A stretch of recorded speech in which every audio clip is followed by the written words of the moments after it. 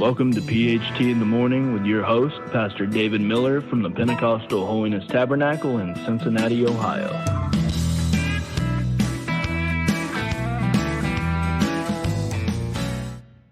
Good morning and welcome to another episode of PHT in the Morning with Pastor David Miller.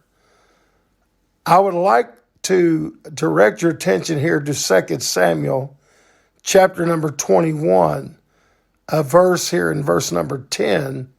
The Bible said, "And Rizpah the daughter of Aiah took sackcloth and spread it for her upon the rock, from the beginning of harvest until water dropped upon them out of heaven, and suffered neither the birds of the air to rest on them by day, nor the beasts of the field by night." And I simply want to talk to you today about a mother's love. Now, I know there's been many things said about a mother's love and the way a mother does love her children and cares for her children. But in this story, it's a little bit different because Rizpah here, who was the concubine of Saul, and her two sons were already dead. And of course, the time to pray for your children is when they're alive, and to seek God for them and ask for God's mercy and for God's salvation for your children when they are alive. And you know what? If you're there today and you're a parent and you have children, then you want to do good things for them now. Do good things for them while you can and while they can enjoy those things. Don't wait until you have only memories of your children and then look back and say, I wish I would have done this, or I wish I would have said that, because those opportunities then are gone once they're gone. But while you have opportunity, I think today is the day that I would let my children know that I love them.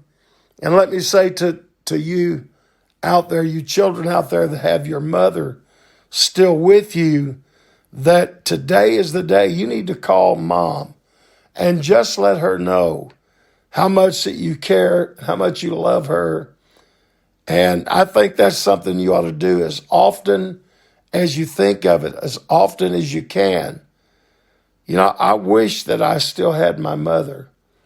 I had a great mother, and she loved her children, and she cared for them, and she prayed for them often. You know, I'll tell you something about my mom that's kind of hard to believe if you didn't know her. But this is a true story. From Friday afternoons till Monday morning, my mother for 22 years fasted, no food, no water, from Friday afternoon till Monday morning, and fasted and prayed the whole weekend for her children to come to church, for her children to get saved. And it worked, because every one of her children come to know the Lord. I can remember many, many days and many times that my mother prayed for me. And I thank God every day today for her memories, because I know she cared and I know that she prayed for us. And I was telling our church yesterday morning, I remember one time that I had come out of a field, and I was starting to crawl over the old fence. I was raised in the country and out in the country, and I had been out in the woods, and I was crossing through this field, and the fence wasn't too far from our home. I remember starting to go over the fence, and I heard my mother crying aloud and praying, "God save my boys." And there was 4 of us boys, and she was praying hard, "Lord, don't let them be lost. I dedicate them to you, And I'm asking you to be merciful. I'm asking you to save my sons.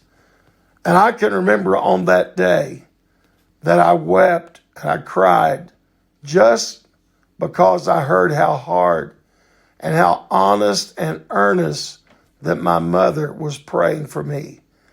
And that actually brought conviction upon my heart.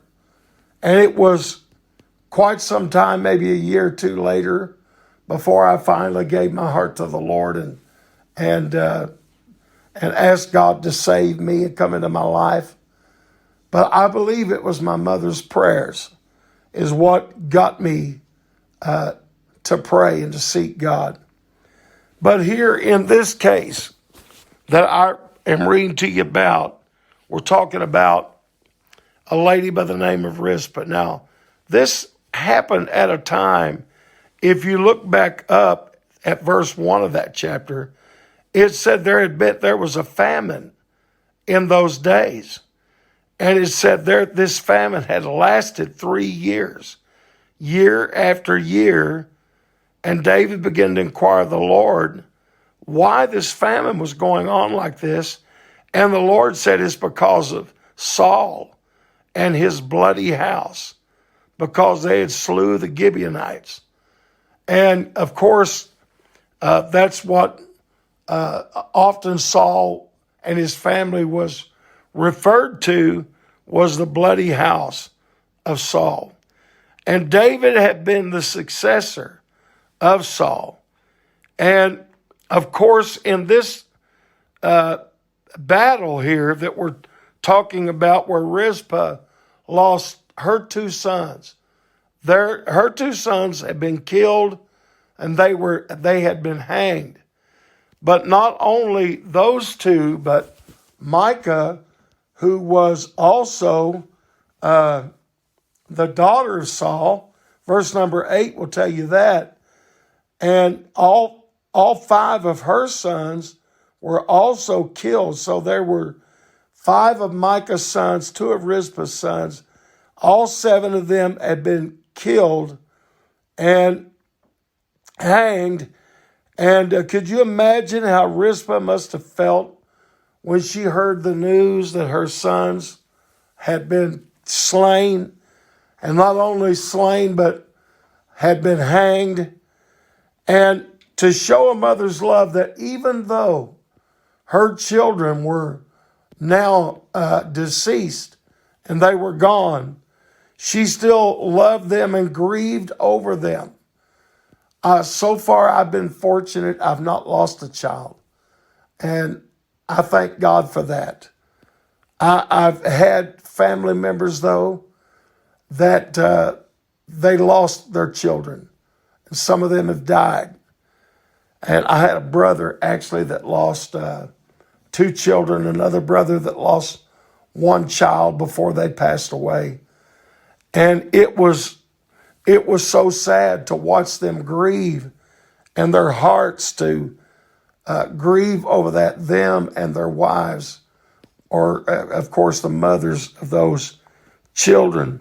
Now Rizpah here was grieving over her 2 sons, and the Bible said she took sackcloth and she spread it out upon a rock. And the Bible said from the beginning of the harvest until the water dropped upon them out of heaven. So this was a hot time. It was dry. There had been no water yet. She had done this all the way up until the rain started to come. So it was in desert country, very hot. And yet every day, there she was guarding the bodies of her 2 sons. And the Bible said she suffered neither the birds of the air to rest upon them by day. So whether it was crows or buzzards or whatever kind of bird it would have been, she was right there to make them go away. I don't know exactly how she done that. I don't know. She may have took that sackcloth and threw it toward the tree or whatever, but she did not allow the birds of the air to pluck and to bite on the bodies of her two sons. And then the Bible said, nor did she allow the beast of the field to bother her bodies of her sons by night. They had not been permitted a burial, but rather they had to be hung there until David heard. It was told, the Bible said, verse 11, about Rizpah, the daughter of Aiah, the concubine of Saul, and what she had done. David went and took the bones of Saul and Jonathan and those men and brought them back and actually gave them a proper burial. But I just wanted you to see this morning what a great love that Rizpah had for her two sons, that even after they had died, even after death, she was still praying and protecting the bodies of her two sons.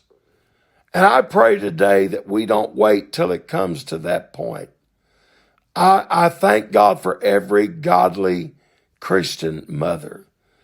And if you are a lady that's listening to this podcast this morning and you have children that are still alive and still with you, but they're lost without God, you need to take that effort like Rizpah done after they was gone. You know, it's not going to do any good once they're gone. I mean, you can sit there and not allow the bodies to be mutilated like Rizpah done. That was a good thing. But it would have been far better to show that love. Not saying she did not. I have no way of knowing, but far greater to show that love while they were alive. So today, I ask you that if you have children that's not yet given their life to Jesus Christ, call them on the phone. Let them know that you love them and that you're praying for them and that you think that the wisest decision they could make would be to come to the knowledge of Jesus Christ as the Lord and Savior of their life and to confess their sins and be born again. What a great thing that would be. So, this morning, I would do that today if I was you. I would call today and let my children know Mama's praying for you. Or for that matter, Daddy is praying for you. And I'm going to keep praying for you as long as there's life in your body, as long as there's life in my body, I'm going to be praying for you. So this lady, she did guard the bodies of her fallen children, her sons. Amen. She done that. Well, that was a good thing. But it had been so much greater of a thing for you today to do it right now. Pray for those children. Seek God for them. And I said early in the podcast, I don't think there's any love like a mother's love. Now, I have two children, and I'm a dad. But my wife, you know, I know I love my children. I know I love them a lot. But I don't know if it's possible that I could love them as much as my wife, because they bore those children. They carried those children. And there's a special bond. There's a special love for their children. A mother, a godly mother, will never give up on their children. They won't give up. And I thank God for that. I looked around at our church yesterday morning on Mother's Day, and I saw all the moms in that service. And I couldn't help but think what a great testament or testimony that it was. that several of those mothers had their children in church with them and were also Christians. So thank God for that. So today I want to say this in closing. If you have children, mama, pray for them. Don't give up. And if you have a mother that's still alive, I'll say to you children, call mama up. Let her know how much you love her and how much you care for her. Because truly, there's nothing like the love of a godly mother. Oh, how I wish that my mother was still alive with me. You know, I do have one great hope, though. I know that someday I'll be in the same heaven she's in. I know someday that I feel like I will get to meet her once again, because the same God that she served, now I'm serving that same God. And I thank the Lord for that today. Well, I hope that our few words was a help and a blessing to you today. And don't forget, thank God for the love of a godly mother.